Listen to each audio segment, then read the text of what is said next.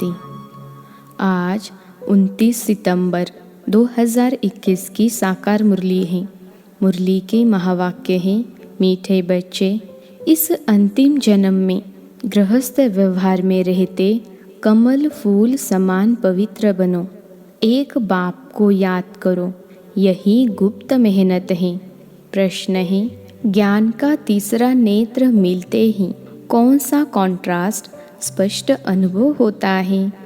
उत्तर है, भक्ति में भगवान को पाने के लिए कितना दर दर भटक रहे थे, कितनी ठोकरें खा रहे थे, अभी हमें वह मिल गया। दूसरी पॉइंट, साथ साथ रहे माता, मनुष्य बिचारे अभी तक भी भटक रहे हैं, रास्ता ढूंढ रहे हैं।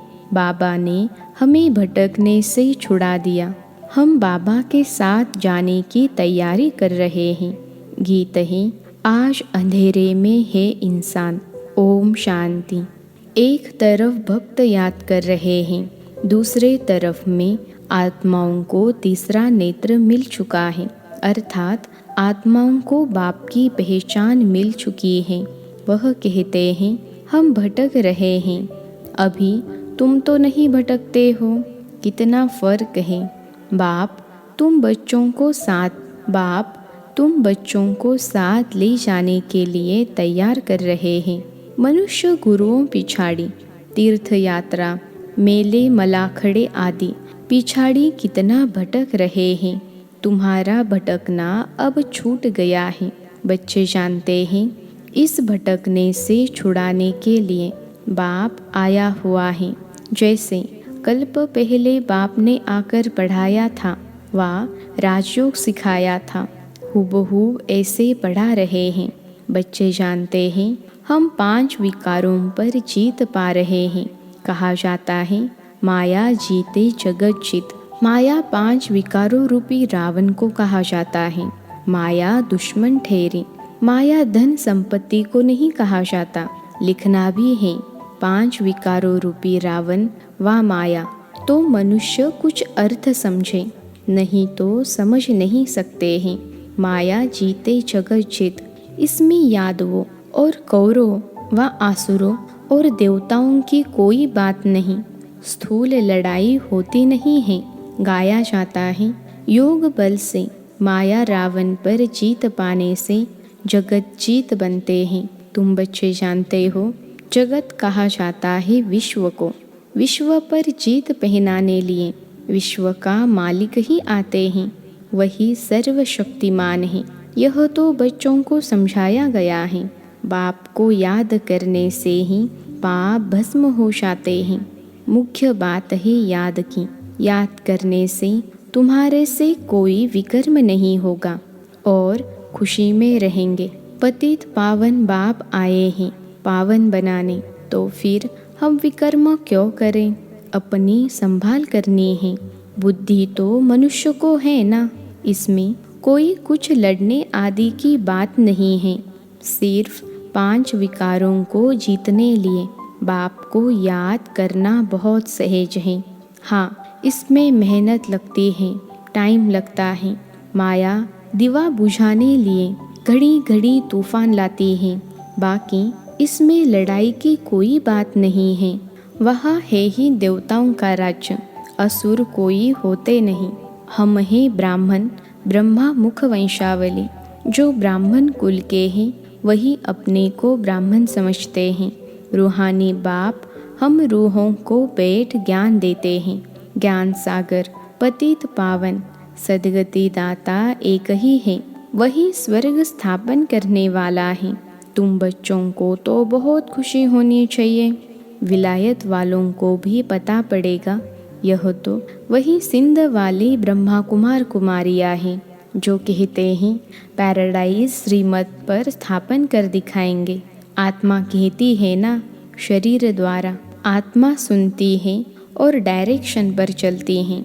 कल्प कल्प बाप ही आकर युक्ति बतलाते हैं। बाप है गुप्त, किसको भी पता नहीं पड़ता है। कितने ढेर मनुष्यों को समझाते हैं, फिर भी कोटों में कोई ही समझते हैं। तुम बच्चे अब समझते हो, हमारा ऑलराउंडर पार्ट है। बाप ने समझाया है, तुम ही राज्य लेते हो और कोई ले न सके सिवाय तुम भारतवासियों के, जो अभी अपने को हिंदू कहलाते हैं। आदमशुमारी में भी हिंदू लिख देते हैं। हम भल कुछ भी नाम दें, हम वास्तव में आदि सनातन देवी देवता धर्म के थे। वह देवी धर्म भ्रष्ट कर्म भ्रष्ट हो जाने कारण अपने को हिंदू कह देते हैं। हिंदू नाम क्यों पड़ा, यह भी कोई नहीं जानते। पूछना चाहिए, भला यह तो बताओ, तुम्हारा हिंदू धर्म किसने स्थापन किया? यह तो हिंदुस्तान का नाम है, कोई बता नहीं सकेंगे। तुम बच्चे जानते हो, अब ब्राह्मण देवता क्षत्रिय धर्म की स्थापना हो रही है। कहते हैं ब्राह्मण देवी देवताय नमः। ब्राह्मण ही सर्वोत्तम नंबर 1। वास्तव में स्वर्ग सतयुग को कहा जाता है। रामचंद्र के राज्य को भी स्वर्ग नहीं कहा जाता। आधा कल्प है राम राज्य, आधा कल्प है आसुरी राज्य। यह सब दिल में धारण करना है। अभी हमको स्वर्ग में जाने के लिए क्या करना है? पवित्र तो जरूर रहना ही है। बाप कहते हैं, बच्चे काम महाशत्रु हैं, इन पर जीत पाकर पवित्र रहना है।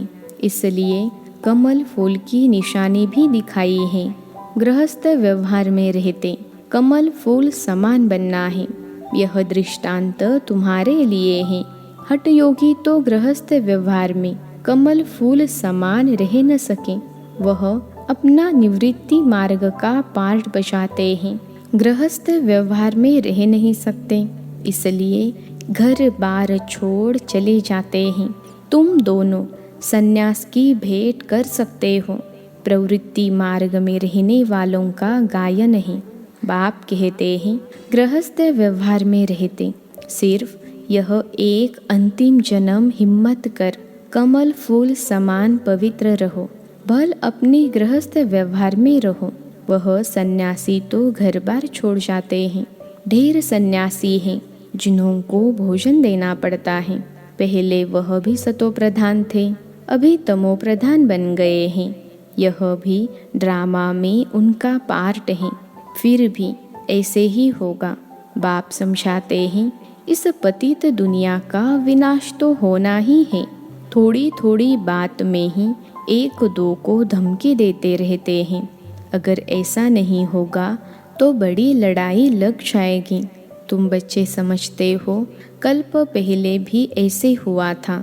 शास्त्रों में लिखा है, पेट से मूसल निकले, यह हुआ। फिर होली में स्वांग बनाते हैं। वास्तव में यह है मूसल, जिससे विनाश करते हैं। यह भी बच्चे जानते हैं, जो कुछ पास्ट हो चुका है वह फिर भी होना है। बनी बनाई बन रही। अभी तुम्हारी बुद्धि में सारा राज है। सिर्फ कहने की बात नहीं, किसको भी दोष नहीं दे सकते। ड्रामा में पार्ट है। तुमको सिर्फ बाप का पैगाम सुनाना है। यह ड्रामा तो अनादि अविनाशी है। भावी क्या चीज़ है वह भी तुम समझ गए हो। यह कलयुग अंत और सतयुग आदि का संगम नामी ग्रामी है। इनको ही पुरुषोत्तम युग कहा जाता है। आजकल बच्चों को पुरुषोत्तम युग पर अच्छी रीति समझा रहे हैं। यह युग है उत्तम पुरुष बनने का। अभी सतो प्रधान उत्तम बन जाएंगे, अभी है तमो प्रधान कनिष्ठ। इन अक्षरों को भी तुम समझते हो। कलयुग पूरा हो, सतयुग आएगा, फिर जय जयकार हो जाएगा। कहानी सुनाई जाती है ना, यह है सहजते सहज। झूठी कहानियाँ तो बहुत हैं। अब बाप खुद बैठ समझाते हैं। भक्ति मार्ग में तुम मेरी महिमा गाते आए हो। अब प्रैक्टिकल में तुमको रास्ता बताता हूँ, सुख धाम और शांति धाम का। सदगति को सुख गति, दुर्गति को दुख गति कहेंगे। कलयुग में है दुख, सतयुग में है सुख। समझाने से सब समझेंगे, आगे चल समझते जाएंगे। समय बहुत थोड़ा है, मंजिल बहुत ऊंची है। कॉलेज में जाकर तुम समझाएंगे तो इस नॉलेज को अच्छी रीति समझेंगे। बरोबर यह ड्रामा का चक्र फिरता रहता है और कोई दुनिया नहीं है। वह समझते हैं ऊपर में कोई दुनिया है, इसलिए सितारों आदि तरफ जाते हैं। वास्तव में वहाँ कुछ है नहीं। God is one, creation is one. मनुष्य सृष्टि यही है। मनुष्य ही है। सिर्फ देह के अनेक धर्म हैं। कितनी वैरायटी है। सतयुग में एक ही धर्म था, उसको कहा जाता है सुख धाम। कलयुग है दुख धाम। सुख और दुख का खेल है ना। बाप थोड़े ही बच्चों को कब दुख देंगे। बाप तो आकर दुख से लिबरेट करते हैं। जो दुख हरता है वह फिर किसको दुख थोड़े ही देंगे। अभी है रावण राज्य। मनुष्यों में 5 विकार प्रवेश हैं, इसलिए रावण राज्य कहा जाता है। वर्ल्ड की हिस्ट्री ज्योग्राफी का राज अभी तुम बच्चों की बुद्धि में आ गया है। रोज सुनते हो यह बहुत बड़ी पढ़ाई है, तो बाप समझाते हैं अभी बाकी थोड़ा समय है, उसमें बाप से पूरा वर्षा लेना है। धीरे धीरे मनुष्य भी समझेंगे। बरोबर ईश्वर का रास्ता तो यही समझाते हैं। दुनिया में और कोई भी ईश्वर को पाने का रास्ता नहीं बतलाते हैं। ईश्वर का रास्ता ईश्वर ही बताते हैं। तुम तो उनके बच्चे, पैगाम देने वाले हो। कल्प पहले भी जो निमित्त बने होंगे वही अब बनेंगे और बनाते जाएंगे। बच्चों को विचार सागर मंथन करना है, राय देनी चाहिए। बाबा हम समझते हैं यह चित्र होने चाहिए, इनसे मनुष्य अच्छा समझ सकते हैं। बाबा कम चित्र इसलिए कहते हैं क्योंकि कई सेंटर्स बहुत छोटे छोटे हैं। 5-7 चित्र भी मुश्किल रख सकते हैं। बाबा कहते हैं घर घर में गीता पाठशाला हो। ऐसे भी बहुत हैं, एक कमरे में सब कुछ चलाते हैं। मुख्य चित्र रखे हो तो मनुष्यों को समझ मिले। आखिर भगवान किसको कहा जाता है, उनसे क्या मिलता है। भगवान को बाबा कहा जाता है। बबुलनाथ बाबा नहीं कहेंगे, रुद्र बाबा नहीं कहेंगे, शिव बाबा नामी ग्रामी हैं। बाबा कहते हैं यह वही कल्प पहले वाला ज्ञान यज्ञ है। बेहद के बाप शिव ने यज्ञ रचा है। ब्राह्मणों की रचना की है ब्रह्मा द्वारा। ब्रह्मा में प्रवेश हो स्थापना की है। यह है ज्ञान राजयोग का। और फिर यज्ञ भी है जिसमें सारी पुरानी दुनिया की आहुति पड़ती है। एक वह ही बाप भी है, टीचर भी है, गुरु भी है, ज्ञान सागर भी है। ऐसा और कोई है नहीं। आजकल यज्ञ रचते हैं तो चारों तरफ शास्त्र रखते हैं, एक आहुति का कुंड भी बनाते हैं। वास्तव में ही यह ज्ञान यज्ञ जिससे उन्होंने कॉपी की है। यहाँ कोई स्थूल चीज़ आदि तो है नहीं। अभी तुम बच्चों को बेहद का बाप मिला है, बेहद का ज्ञान मिला है और कोई यह जानते नहीं बेहद की आहुति पढ़नी है। यह तुम जानते हो। पुरानी दुनिया खत्म हो जाएगी, वह तो खुशी होती रहती कि रामराज्य स्थापन हो। यह तो बहुत अच्छा है, परंतु वह तो जो स्थापन करेंगे वह अपने लिए ही करेंगे ना। मेहनत सब अपने लिए करेंगे। तुम जानते हो यह महाभारत लड़ाई भी इस यज्ञ से प्रज्वलित हुई है। कहा वह हद की बातें, कहा यह बेहद की बातें। तुम अपने लिए ही पुरुषार्थ करते हो। जब तक बाप को न जाने वर्षा मिल न सके। बाप ही आकर आत्माओं को शिक्षा देते हैं। तुम्हारा ही सब गुप्त। आत्मा जो हिंसक बन गई है उनको अहिंसक बनाना है। किसी पर क्रोध भी नहीं करना है। 5 विकार जब दान दे तब ग्रहण छूटे, इनसे ही काले हो गए हैं। अब फिर सर्वगुण संपन्न 16 कला संपूर्ण कैसे बने, यह बाप बैठ समझाते हैं। इन लक्ष्मी नारायण को ऐसा किसने बनाया। कोई गुरु मिला, यह तो विश्व के मालिक थे। जरूर पास्ट जन्म में अच्छे कर्म किए हैं तब अच्छा जन्म मिला है। अच्छे कर्मों से अच्छा जन्म मिलता है। ब्रह्मा और विष्णु का कनेक्शन भी ज़रूर है। ब्रह्मा सो विष्णु 1 सेकंड में मनुष्य से देवता बनते हैं। सेकंड में जीवन मुक्ति इसको कहा जाता है। बाप के बने और जीवन मुक्ति का वर्षा पा लिया। जीवन मुक्त तो राजा प्रजा सब हैं।